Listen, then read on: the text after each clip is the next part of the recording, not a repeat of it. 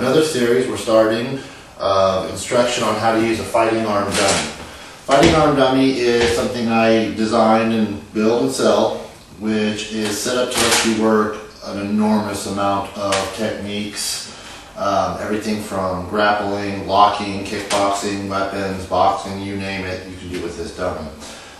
It's primarily set up, the dummy itself actually starts here and goes to there. It's basically set up so that you can strap it to your heavy bag. We have it so that you can, right now we have it strapped up to the wooden dummy, just for convenience sake of shooting this video. What we're going to do is start showing you some stuff you can do with this, beginning with a Filipino lock flow, which I think will really bring out a lot of the use of this. A few things I want to tell you about the arm. Number one, it is set up with Velcro so that you can strap a weapon to it, work on a screen, whatever your art of choice is. The dummy is movable. You can pose it however you want. In this instance, we have it reaching out, which could symbolize a jab. You could roll it down so that it's set up for a hook, low punch, you name it. It's articulate at both its shoulder, its elbow, and its wrist. And at the elbow it has a limiter so that it will completely fold up this way. However, it does have something stopping it, so you could simulate a lock without it folding over in an unnatural way. Again, the thing we're going to start out showing you this time around is a Filipino lock flow. Next, after we get that across to you, several videos down the road, we are going to show you some weapons work that can be done with this, and eventually kickboxing. If you don't have a fighting arm dummy, I'm sure that you'll get a lot of use out of these videos. We're going to give you a lot of information and show how it's done both with this guy and on a real person.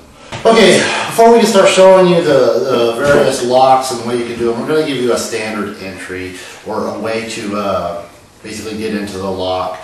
Anything works once you're flowing and you find the lock and you get it. We're just going to show one and kind of stick with that to keep a certain amount of continuity. The way it basically is going to look is like this. Manuel's going to throw a punch. I'm going to catch and go a little bit slower. I'm going to catch it with the same hand on the same side. So basically if he throws a right punch, I'm going to use the left block. I'm going to catch it. This hand's going to come up. I'm going to grab and I'm going to punch.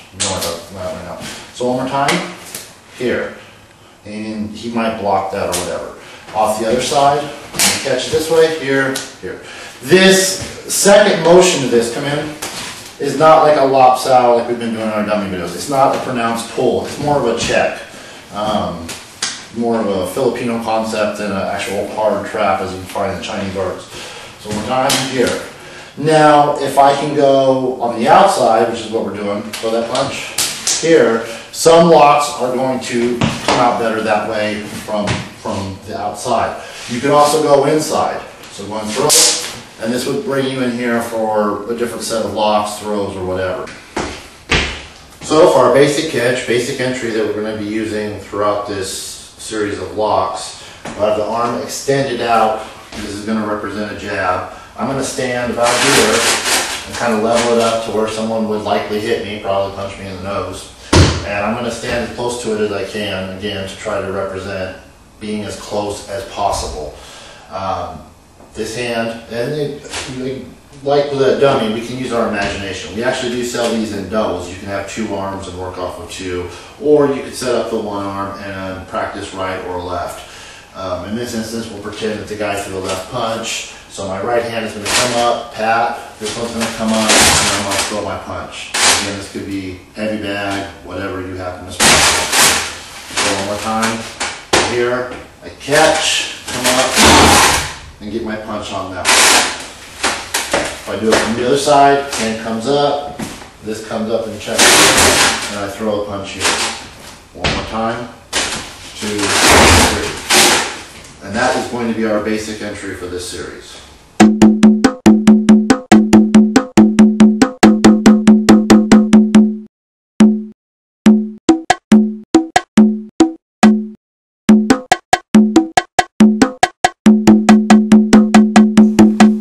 Okay, the first one we're going to show is a wrist lock. About 10,000 different ways to do a wrist lock. We're going to show a couple variations and then also some stuff you could do out of it. Actually, let's switch sides again.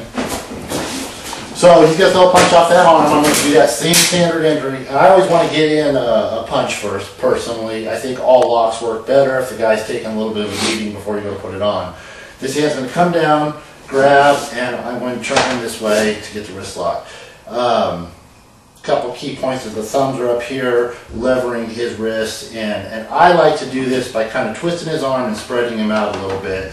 Another way to do it is to run him straight back this way. Do have a little bit of a risk of getting punched with this hand when you take that approach, but by turning it on, it kind of takes some of the steam out of that punch. Or when you come in and he goes to throw that punch, he'll catch it and go into some of the other tracking stuff we showed in our dummy video. Second thing is, whenever you do any of these locks, once you have it on, a good idea is to look for all the ways you can do damage while the lock is applied. So go real slow. You catch, you got that punch in. From here, with this wrist lock applied, let's say he was strong fighting, and he is strong, and he was fighting me on that a little bit further this way. First thing you could do is you could take your elbow and break it across that nerve there. That'll take a little bit of the fight out of that arm. You also can hit. You got the eye jab. If this line's tied up, or whatever reason, you have a foot stomp and all that kind of stuff. And then, of course, all of these locks can also be takedowns off of the wrist lock. There's two different ways to do it. There's actually several ways to do it, but there's two ways I do it. He throws that punch, I zone out, I get my shot, a little wrist lock. First thing you can do, pretty obvious. And if you also notice, he's a little off balance this way, got that pressure helping. You could come around and squeeze that leg and take it down. The second way, a little bit easier, but you're going to end up going to the ground with the guy. You catch it, you get that punch in here, and if you drop down on your right knee, he's got to go down with you, you're going to break his wrist. So that's two ways to do the takedown.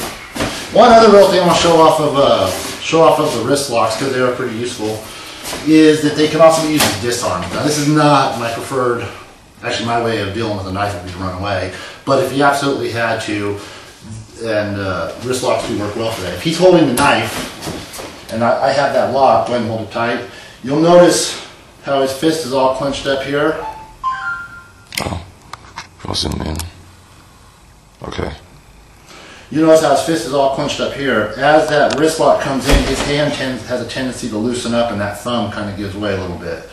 So if I had that wrist lock in this direction, I could use my forearm on the flat of the blade to come in and strip that knife out. Again, not something I really advocate you go looking for a way to strip a knife out of somebody's hands, but if you absolutely had to, that's one way you can do it. So it could either be that way. Another way, since we're on the subject, is to stretch him out this way and take it from this direction. Hey, do that again, Mike. Another way to do it, we had this way, we float that way. Another way to do it is kind of stretch him out, get this wrist lock going, again the flat of the arm, the outside, on the flat of the blade, take it that way. Again, I don't advocate looking for this or trying to do it, but it's a fun way to train and one more useful aspect of the wrist lock. Another thing that's kind of cool about this lock flow, it's a combined thing, is it takes into account if the guy is fighting and you can't get one of those shots off or wasn't effective enough to numb him down, to flow into another lock. So, and I realize this is our first lock, it's a little confusing because it's not tying together, but we've got to start somewhere. Manual one more time. So let's say he throws that punch, boom, boom, I give him my shot, soften him up, I get the wrist lock and he fights me and I didn't get it. You can see that his energy or pressure is going that way. So I can just roll around with him and go into another lock here at this point. We're going to show ways that you can flow from pretty much all these locks into another lock if you didn't quite sink it in and the guy's fighting you. And then basically he's like stuck in a trap. Eventually you're going to catch him in something as he sinks deeper and deeper in. Okay, so we got our entry down. Let's start getting into some locks. First one is going to be the wrist lock we just saw with manual. I'm going to pretend that it was a punch off of, let's say, the right arm in this instance. So my left hand's going to come up, catch. This is going to come up and punch. This hand's going to track back and grab the hand. This one's going to come back around and grab the hand this way. And I'm going to crank him over like so. Again, the wrist gives out, and you can see the shoulder moving, all that. Our hitting from this position is the same options we have. We can the elbow, we can come up, back fist on the bicep nerve, wherever we want, or we can hit the face from that direction. If we want to simulate some of the sweeps, we can treat the bag itself as the leg that we're trying to get. So from here we can come around and take it from that direction. And that would be your wrist lock.